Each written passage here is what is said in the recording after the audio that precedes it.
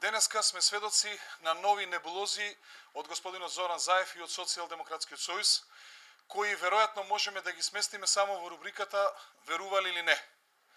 Овој пат тој поставува услови на целата меѓународна заедница и на комплетниот политички естаблишмент во Република Македонија.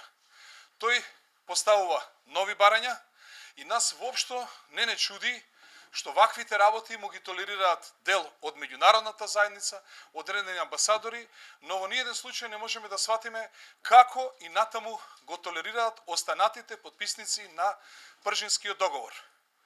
Господине Груевски, господине Ахмети, господине Мендух Тачи, за какви политичари вие се сметате ако вашиот збор не вреди 5 пари и ако вашиот збор кога сака Зоран Заев може да го погази и да има се нови и нови барања?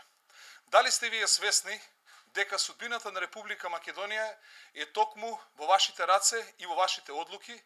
Дали сте свесни дека треба да си преземете одговорност? И дали сте свесни дека со попуштањето на господинот Зоран Заев тонете и вие како политичари, но тоне и цела Република Македонија? Гром смета дека повеќе ни милиметар не смее да му се попушти на Зоран Заев. Дека треба да одиме на избори на 5 јуни. Ако тој не е подготвен да оди на 5 јуни, како што вели, ако не му е чист избирачкиот список, да оди да си го праша Чичаковски зошто не го ичистил списокот.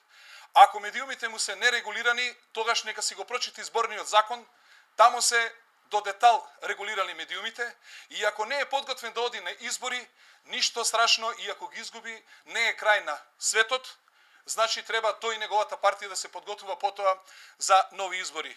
Но натаму да ја држи во заложништво Република Македонија, тоа е апсолутно недозволиво и уште еднаш апелираме врз останатите тројца потписници на Пржинскиот договор повеќе да не попуштаат, затоа што во таква ситуација се доведуваат во многу смешна ситуација како лидери на трите главни политички партии во Република Македонија.